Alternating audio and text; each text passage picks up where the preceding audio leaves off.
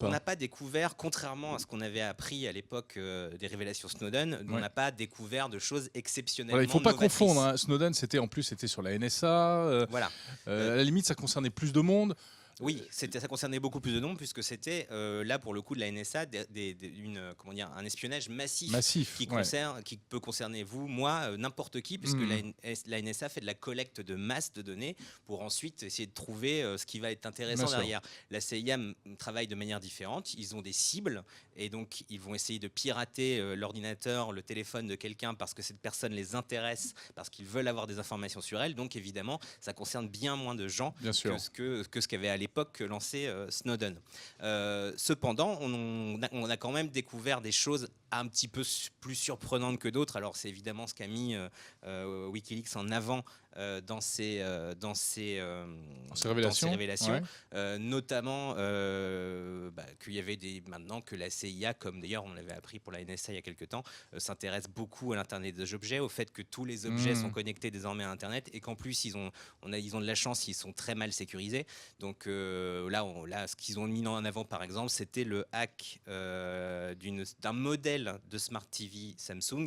Donc ça c'est plutôt rigolo parce que c'est un petit peu, ça fait film d'espionnage. Hein. Ils implantent en fait un malware dans une télé connectée et ça permet de créer un faux mode off dans lequel vous croyez que vous avez éteint votre télé mais elle continue à fonctionner et en plus à enregistrer tout ce qui se passe dans la pièce. Voilà.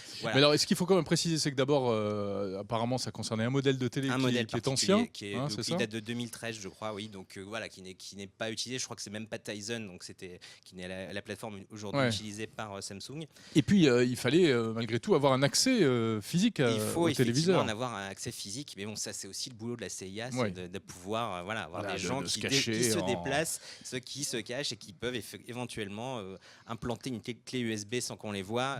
Effectivement, ça demande bien souvent un accès physique. Beaucoup des hacks qu'on peut découvrir là nécessitent effectivement un accès physique. C'est pas bouleversifiant malgré tout. C'est pas bouleversifiant non plus pour ce qui. Non, mais on apprend quand même pas mal de choses. On apprend par exemple que la CIA a acheté ce qu'on appelle des zero days, des failles zero days sur le marché. Il y a beaucoup d'entreprises, même il y en a une française qui est assez connue qui fait ça, qui vend des failles à des agences gouvernementales. Et là, on a des preuves effectivement que la CIA a acheté de telles failles sur le marché, si vous voulez. Ça peut valoir très très cher. C'est-à-dire que c'est des hackers qui détectent des vulnérabilités, et qui ensuite les vendent, aux plus offrants. Et ils ne les révèlent pas publiquement. Voilà, exactement. Ils sont d'ailleurs assez détestés par la communauté, puisqu'en général, ce qu'on fait quand on est plutôt fair, c'est que quand on détecte une faille, on dit attention, votre logiciel a une faille et ce serait bien que vous le corrigiez. Ils ne font pas ça. Ils vont par exemple les vendre à la NSA, à la CIA, des agences de renseignement. Et là, on l'a appris, on a la preuve dans ces documents que la CIA avait ce genre de pratique. Ça montre aussi finalement, et ça c'est intéressant, je trouve, que la CIA ne sont pas des super hackers de la mort. Oui, c'est ça, c'est incroyable.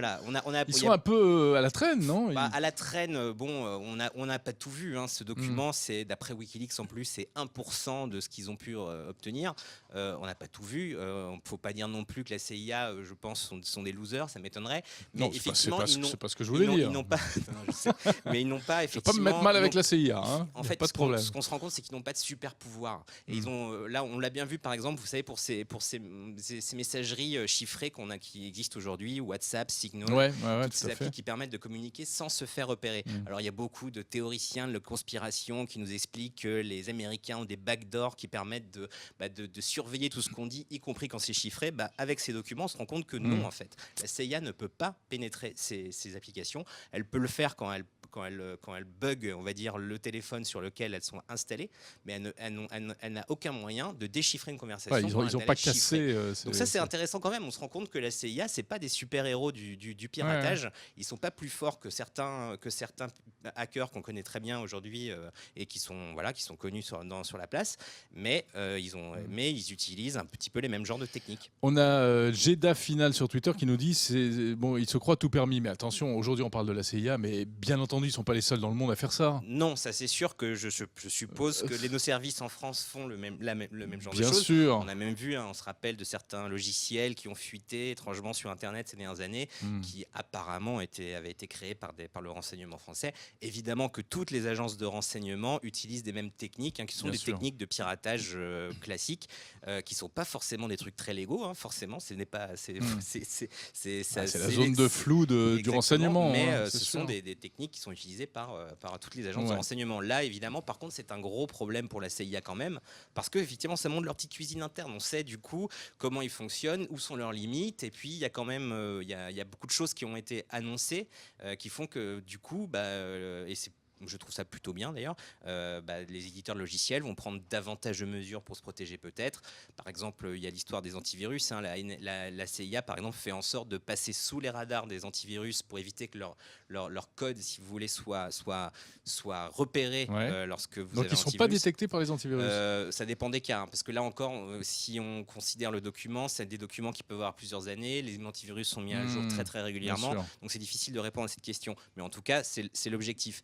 Et évidemment qu'à la lumière de ça, les éditeurs d'antivirus vont faire en sorte d'optimiser leur logiciel pour mieux détecter. Il y a toujours un bien pour un mal, quoi. Voilà, exactement.